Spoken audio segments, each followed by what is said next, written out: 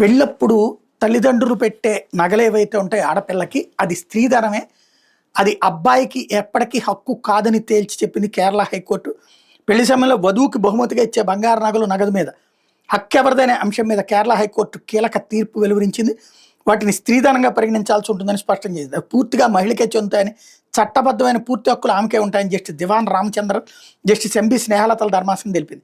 విడాకుల తర్వాత పెళ్లినాటి బంగారు నగల మీద మహిళకి ఎలాంటి హక్కు లేదని ఫ్యామిలీ కోర్టు ఇచ్చిన తీర్పును సవాల్ చేస్తూ ఎర్నాకుళంలోని కలసుమేరు సెర్రీకి చెందిన మహిళ వేసిన పిటిషన్ మీద ఈ మేరకు తీర్పు వెలువరించింది.